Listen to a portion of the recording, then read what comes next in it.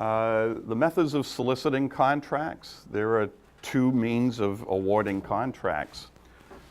The first, which is the easiest, is the sealed bid. That's information and the regulations relating to sealed bids are in the FAR Part 14. FAR stands for Federal Acquisition Regulations. These FAR regulations are available online. We can give you the links. We have the links provided on the Klein and Company website. And negotiation is the other means of awarding a contract. And that's found under FAR Part 15. Well, sealed bid, the award is based on the lowest price submitted by a qualified supplier. Two parts to that. Qualified supplier is one. The other portion of that is it's the lowest price. So it will be awarded to the lowest price. And it's important, it's qualified supplier. So everybody would have to have a vetting process to ensure that they are qualified. Sealed bid can be used if time permits. The award is based on price and price-related factors only, not quality. It's not necessary to conduct discussions. In other words, we want to expedite really the process of awarding the contract. And there's the expectation of more than one bid. And let me repeat that, expectation. If the solicitation goes out as sealed bid, the government is expecting more than one bid. They may only get one bid. Sealed bid, one bidder, you're going to get the job. But is the taxpayer getting a good deal? Well, in theory, that's the expectation because there's an expectation of more than one bid. If you're the only person that's putting in a bid and you know it's sealed bid, you have the expectation that you are competing against other bidders. So it's okay. The government can award a contract on a sealed bid with just one bid received. Also, I notice not necessary to conduct discussions. The award is based on price and price-related factors only, so everyone is assumed to be equally competent in performing the contract. Negotiation awards are based on price and other technical factors. So when you're building something for the government has to consider you and other contractors, how you compare. Are you equally technically competent? Maybe not. You may not be as technically competent as another competitor, but you could still get the award if the price and technical requirements are close enough. If your price is lower, you could get the award. So if a sealed bid procedure is not used, then by default, the contract is negotiated. Now, depending on the value of the contract, you may or may not have your contract proposal audited. It depends, again, on size. If it's a big multi-million-dollar project, you can be sure that you'll be audited. The proposal will be audited. And we can help you make up a proposal, too. General comments for contract types.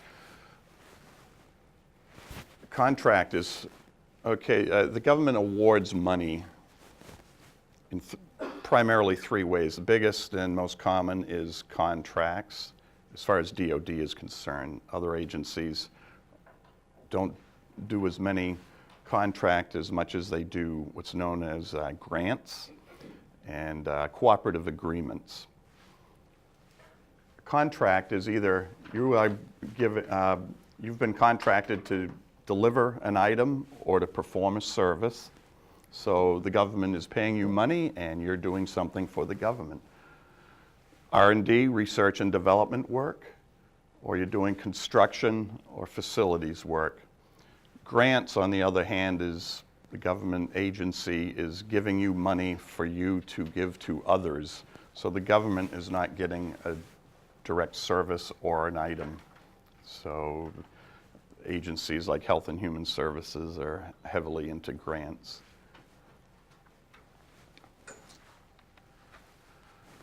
Contract classifications, it's either a fixed price or a cost reimbursement. Fixed price has, each one of these has a multitude of subtype contracts. Firm fixed price, it's covered under FAR 16.202. The costs are not subject to adjustment based on actual cost in most situations. The contractor accepts full responsibility for the profit and loss. So you as a contractor with a firm fixed price contract, you have to perform the whole scope of the contract, and you know how much money you're going to get. If you don't perform this on a firm fixed price, you're in default. You are, as a contractor, responsible for your actual cost experience. So firm fixed price, you have the bottom line price, which was negotiated. You want to cover your costs, and you have a fair and reasonable profit margin on that. If during the performance of that contract you spend less money than what was expected or proposed to the government, that extra money goes right in your pocket. Conversely, if your cost experience is higher than what you expected, it starts to eat into your profit, and if things if things are really bad, you can be at a loss and overextend your profit too. But it's a fixed price contract. You are contractually obligated to perform. Firm fixed price is used when there is adequate competition and realistic cost estimates can be prepared. So it's common for firm fixed price to be, let's say all you're going to do is make bullets for the government. It's pretty easy to figure out how much your costs are going to be. You have the cost history. You're not reinventing the wheel. So that would lend itself to firm fixed price. What's going on here with these different types of contracts is society is best served when the government and the contractor have full disclosure and knowledge of the risk involved to perform the contract. The government should be issuing a type of contract that fits the means of what service or item that they want to purchase from you. The government should not be, some procurement offices, sometimes you kind of wonder, they shouldn't be trying to knock you down on your costs so much that they're going to put you out of business. The U.S. citizens are not served well when that happens. Conversely, the government, the taxpayers are funding these contracts. There shouldn't be exorbitant pricing involved. It should be fair and reasonable. And then there's risk. So these types of contracts all have different elements to them, so that we really want to match up the risk of the government and the contractor.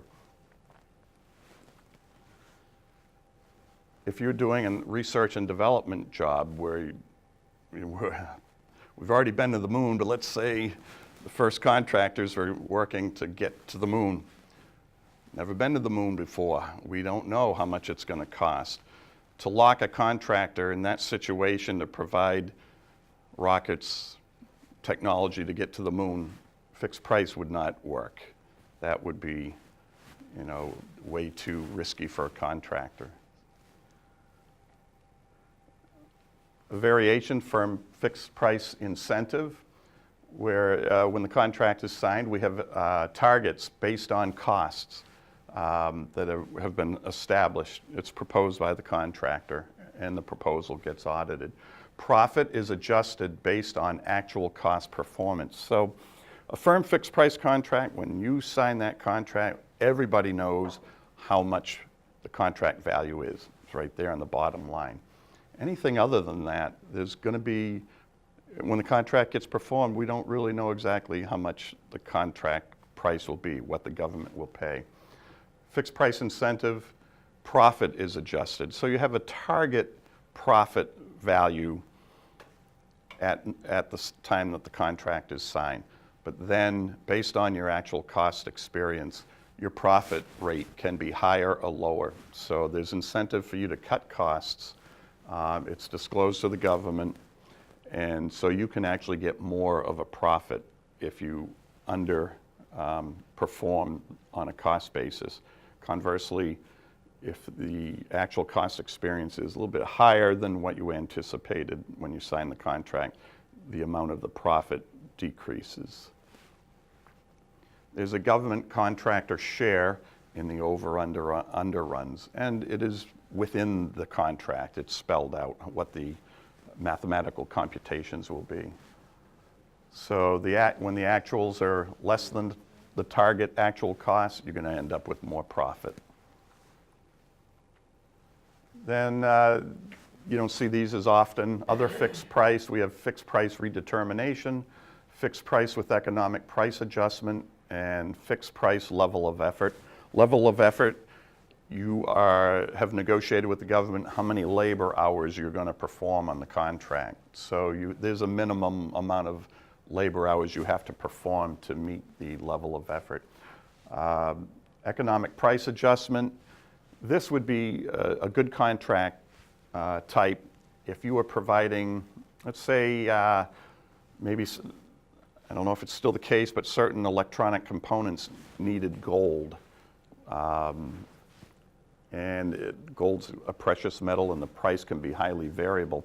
To lock a contractor into a price where there's a heavy reliance on materials that have a high and low range that can turn on a dime, it would be unfair to negotiate a price in that situation. Economic price adjustment is the perfect situation to use that type of contract.